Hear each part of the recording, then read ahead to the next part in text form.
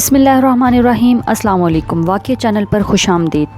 जब आप सल्लल्लाहु अलैहि वसल्लम की उम्र 12 बरस और एक तफसीली कौल के मुताबिक 12 बरस 2 महीने 10 दिन की हो गई तो अबू तालिब आपको साथ लेकर तिजारत के लिए मुल्क शाम के सफ़र पर निकले और बसरा पहुँचे। बसरा शाम का एक मकाम और हौरान का मरकज़ी शहर है।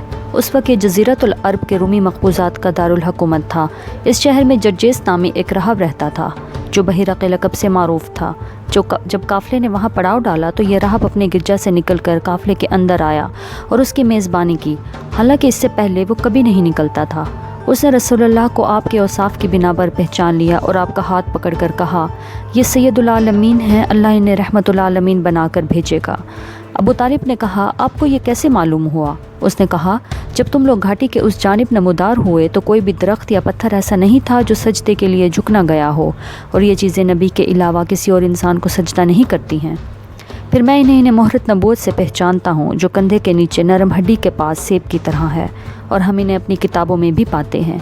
उसके बाद बहिरा राहब ने अबू तालिब से कहा, इन्हें वापस कर दो, मुल्क शाम ना ले जाओ, क्योंकि यहूद से इन्हें ख़तरा है। इस पर अबू तालिब ने बाज़ गुलामों की मैयत में आपको मक्का मुकरमा वापस भेज दिया। ऐन शबाब में रसूलुल्लाह सल्लल्लाहु अलैहि वसल्लम का कोई मुअय्यन काम ना था। अलबत्ता यह ख़बर मुतवातिर है कि आप बकरियां चराते थे। आपने बनी साद की बकरियां भी चराईं और मक्का में अहले मक्का की बकरियां चंद क़ैरात के एवज़ चराते थे। 25 साल की उम्र हुई तो हज़रत खदीजा रज़ियल्लाहु तआला अन्हा का माल लेकर तिजारत के लिए मुल्क शाम तशरीफ़ ले गए। इब्न इसहाक़ का बयान है कि खदीजा बिन्त खुवैलिद एक मुअज़्ज़ज़ और मालदार ताजिर खातून थीं। लोगों को अपना माल तिजारत के लिए देती थीं और मज़ारबत के असूल पर एक हिस्सा तय कर लेती थीं। पूरा कबीला कुरैश ही ताजिर पेशा था। जब इन्हें रसूलुल्लाह की रास्त कोई अमानत मकार में अखलाक का इल्म हुआ तो उन्होंने एक पैगाम के ज़रिए पेशकश की कि आप इनका माल लेकर तिजारत के लिए इनके ग़ुलाम मैसरा के साथ मुल्क शाम तशरीफ़ ले जाएँ। वो दूसरों ताजरों को जो कुछ देती हैं इनसे बेहतर उजरत वो आपको देंगी। आपने ये पेशकश कबूल कर ली और उनका माल लेकर उनके ग़ुलाम मैसरा के साथ मुल्क शाम तशरीफ़ ले गए। जब आप सल्लल्लाहु अलैहि वसल्लम मक्का वापस तशरीफ़ लाए और हज़रत खदीजा रज़ियल्लाहु तआला अन्हा से अपने माल में ऐसी अमानत और बरकत देखी जो उससे पहले कभी ना देखी थी, और इधर उनके ग़ुलाम मैसरा ने आपके शेरी अखलाक, बुलंद पाया किरदार, मौजू अंदाज़ फ़िक्र, रास्त गोई और अमानत दाराना तौर तरीक़े के मुतल्लिक़ अपने मुशाहिदात बयान किए तो हज़रत खदीजा रज़ियल्लाहु तआला अन्हा को अपना गुमगश्ता गोहरे मतलूब दस्तयाब हो गया। उससे पहले बड़े बड़े सरदार और रईस इनसे शादी के ख्वाह थे, लेकिन उन्होंने किसी का पैगाम मंजूर ना किया था। अब उन्होंने अपने दिल की बात अपनी सहेली नफीसा से की और नफीसा ने जाकर नबी सल्लल्लाहु अलैहि वसल्लम से गुफ्तो शनीद की। आप राज़ी हो गए और अपने चचाओं से इस मामले में बात की। उन्होंने हज़रत खदीजा रज़ियल्लाहु तआला अन्हा के चचा से बात की और शादी का पैगाम दिया। उसके बाद शादी हो गई। निकाह में बनी हाशिम और साए मुज़र शरीक हुए। ये मुल्क शाम से वापसी के 2 महीने की बात है। आप सल्लल्लाहु अलैहि वसल्लम ने महर में 20 ऊँट दिए। उस वक्त हज़रत खदीजा की उम्र 40 साल थी। नस्ब दौलत और सूझबूझ के लिहाज से अपनी कौम के सबसे मुअज़्ज़ज़ और अफजल खातून हज़रत खदीजा रज़ियल्लाहु तआला अन्हा थीं। ये पहली खातून थी जिनसे रसूलुल्लाह ने शादी की और उनकी वफ़ात तक किसी दूसरी खातून से शादी नहीं की। इब्राहीम के अलावा रसूलुल्लाह की बकिया तमाम औलाद उन्हीं के बतन से थी। सबसे पहले कासिम पैदा हुए और उन्हीं के नाम पर आपकी कुनियत अबुल कासिम पड़ी। फिर ज़ैनब, रुक़ैया, उम्मे कुलसूम और फ़ातिमा रज़ियल्लाहु तआला अन्हा और अब्दुल्ला पैदा हुए। अब्दुल्ला का लक़ब तैयब और ताहिर था। आप सल्लल्लाहु अलैहि वसल्लम के सब बच्चे बचपन ही में इंतकाल कर गए। अलबत्ता बच्चियों में से हर एक ने इस्लाम का ज़माना पाया, मुसलमान हुई और हिजरत के शर्फ से मुशर्रफ हुई। लेकिन हज़रत फ़ातिमा रज़ियल्लाहु तआला अन्हा के सिवा बाकी सब का इंतकाल आपकी ज़िंदगी में ही हो गया। हज़रत फ़ातिमा की वफ़ात आप सल्लल्लाहु अलैहि वसल्लम की रहलत के 6 माह बाद हुई।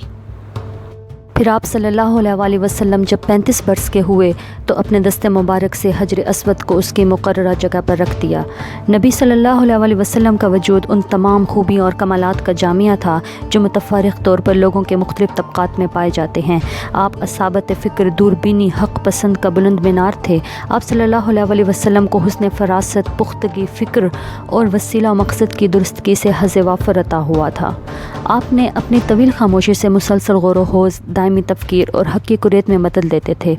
आपने अपनी शादाब अक़ल और रोशन फितरत से ज़िंदगी के सहीफ़े, लोगों के मामलात और जमातों के अहवाल का मुताला کیا اور جن خرافات میں یہ سب لت پت تھے ان سے سخت بیزاری محسوس کی۔ چنانچہ آپ نے ان سب دامن کش رہتے ہوئے پوری بصیرت کے ساتھ لوگوں کے درمیان زندگی کا سفر طے کیا، یعنی لوگوں کا جو کام اچھا ہوتا اس میں شرکت فرماتے، ورنہ اپنی مقررہ تنہائی کی طرف پلٹ جاتے۔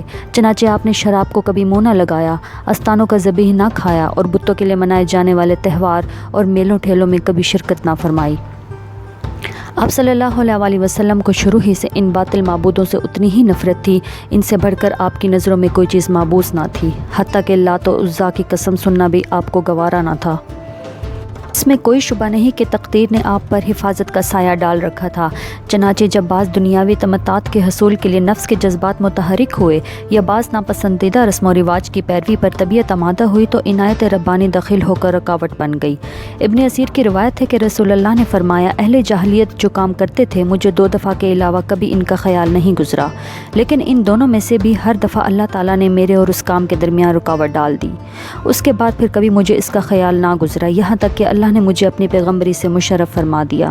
ہوا یہ کہ جو لڑکا بلائی مکہ میں میرے ساتھ بکریاں چرایا کرتا تھا، اسے ایک رات میں نے کہا، کیوں نہ تم میری بکریاں دیکھو اور میں مکہ جا کر دوسرے جوانوں کی طرح وہاں کی شبانہ قصہ گوئی کی محفل میں شرکت کر لوں۔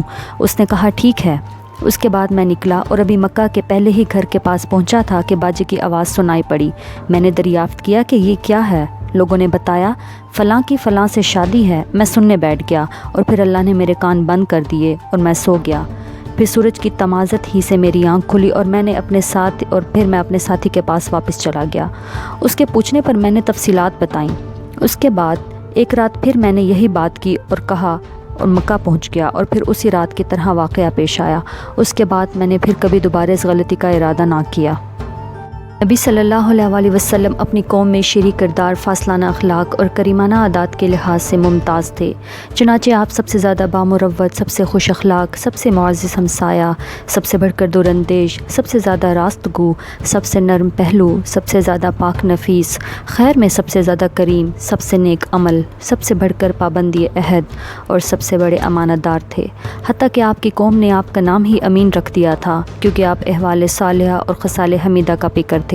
جیسا کہ حضرت خدیجہ کی شہادت ہے، آپ صلی اللہ علیہ وسلم درماندوں کا بوجھ اٹھاتے تھے، تہی دستوں کا بندوبست فرماتے تھے، مہمان کی میزبانی کرتے تھے اور مصائب حق میں اعانت فرماتے تھے۔ دوستو فی الحال کے لیے اتنا ہی۔ بہت جلد نئے واقعے کے ساتھ آپ کی خدمت میں حاضر ہوں گے۔ واقعہ پسند آیا تو اپنے دوستوں اقارب کے ساتھ ضرور شیئر کیجیے گا۔ کمنٹ سیکشن میں اپنی قیمتی رائے کا اظہار ضرور کیجیے۔ چینل کو ضرور سبسکرائب کیجیے تاکہ نئے واقعات اور سیریز آپ تک ضرور پہنچیں۔ اپنا بہت سا خیال رکھیے گا، دعاؤں میں یاد رکھیے گا۔ اللہ نگہبان۔